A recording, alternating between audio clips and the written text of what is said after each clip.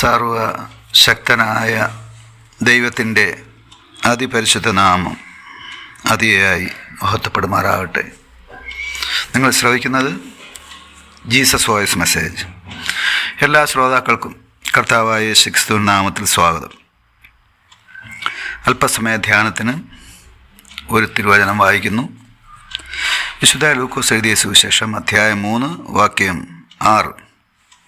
സകല ജഡവും ദൈവത്തിൻ്റെ രക്ഷയെ കാണും എന്നിങ്ങനെ യെശയ്യാ പ്രവാചകൻ്റെ പുസ്തകത്തിൽ എഴുതിയിരിക്കുന്നത് പോലെ തന്നെ. കർത്താവിൽ പ്രിയരെ, നാം വായിച്ചു കേട്ട ലൂക്കോസിൻ്റെ സുവിശേഷം 3-ാം അധ്യായം 6-ാം വാക്യത്തിൽ സ്നാപക യോഹന്നാൻ്റെ പ്രസംഗത്തിൻ്റെ ഒരു ഭാഗമാണ് നാം കാണുന്നത്.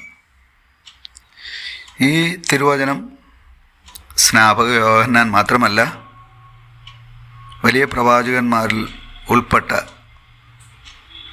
യെശയ്യാ പ്രവാചകനും പ്രവചിച്ചിട്ടുണ്ട്.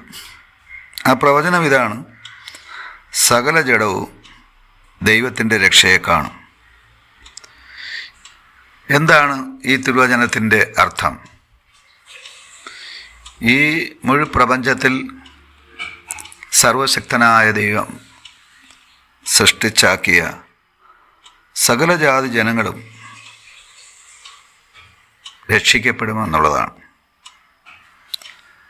ഇത് സാധ്യമാണോ?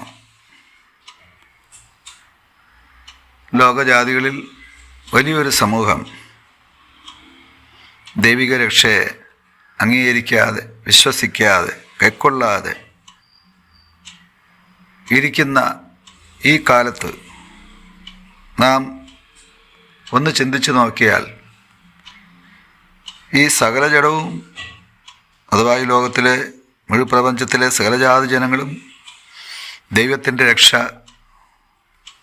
കാണും അഥവാ പ്രാപിക്കും എന്ന് പറയുന്നത് അസാധ്യമെന്ന് നമുക്ക് തോന്നാം. എന്നാൽ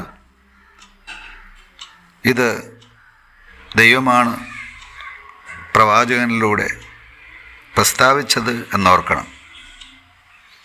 നാം ഈ തിരുവചനത്തെ മുൻവിധിയോടെയല്ല കാണേണ്ടത്. പ്രത്യുത ദൈവം പറഞ്ഞതുകൊണ്ട് അങ്ങനെ സംഭവിക്കും, അങ്ങനെയാണ് നാം വിശ്വസിക്കേണ്ടത്. സമാനമായി നാം 67-ാം സങ്കീർത്തനത്തിലും വായിക്കുന്നത്: ദൈവമേ, ജാതികൾ അങ്ങയെ സ്തുതിക്കും, സകല ജാതികളും ദൈവത്തെ സ്തുതിക്കുമെന്നാണ്. ഈ മുഴുപ്രപഞ്ചത്തിലെ സകല ജാതികളും ദൈവത്തെ സ്തുതിക്കുന്ന, മഹത്വപ്പെടുത്തുന്ന, ആരാധിക്കുന്ന ആ ഒരു സുദിനം ദൈവം പൂർവ്വപിതാക്കന്മാരിലൂടെയും പ്രവാചകന്മാരിലൂടെയും പ്രസ്താവിച്ചിരിക്കുന്നു. അത് തീർച്ചയായും ഭാവിയിൽ സംഭവിക്കുക തന്നെ ചെയ്യും. ഇതെങ്ങനെ സംഭവിക്കും എന്ന് ചോദിച്ചാൽ,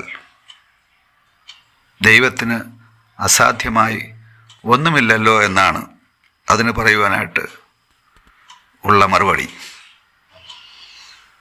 ദൈവം തൻ്റെ സമയത്ത് പ്രവർത്തിക്കുമ്പോൾ അതിനെ തടുക്കുവാനായിട്ട് ആർക്കും സാധ്യമല്ല. ദൈവം എപ്പോഴും പ്രവർത്തിച്ചു കൊണ്ടിരിക്കുന്നവനാണ്. ആ ദൈവം തൻ്റെ നിർണയപ്രകാരം രക്ഷ പ്രാപിക്കാനുള്ളവരെ അനുദിനം സഭയോട് ചേർത്തുകൊണ്ടിരുന്നുവെന്ന് അപ്പോസ്തല പ്രവൃത്തികളിലും നാം വായിക്കുന്നു. സകല ശരീരങ്ങളും അഥവാ സകല ജഡങ്ങളും സകല മനുഷ്യരും ദൈവിക രക്ഷയെ കാണും അഥവാ സ്വീകരിക്കും, പ്രാപിക്കും എന്നുള്ളത് ദൈവത്തിൻ്റെ ഹിതത്തിലുള്ള, ദൈവത്തിൻ്റെ അനാദി പദ്ധതിയിലുള്ള വിഷയമാണ്. അതിനൊരിക്കലും മാറ്റം വരികയുമില്ല. അതുകൊണ്ട് ഈ തിരുവചനത്തിൽ അല്പം പോലും നാം സംശയിക്കേണ്ട ആവശ്യമില്ല. ഭാവിയിൽ അത് സംഭവിക്കുക തന്നെ ചെയ്യും.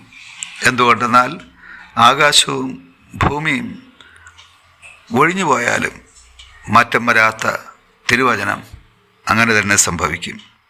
അതുകൊണ്ട് നമ്മുടെ പ്രാർത്ഥന ആമേൻ, കർത്താവേ വേഗം വരയണമേ എന്നായിരിക്കണം.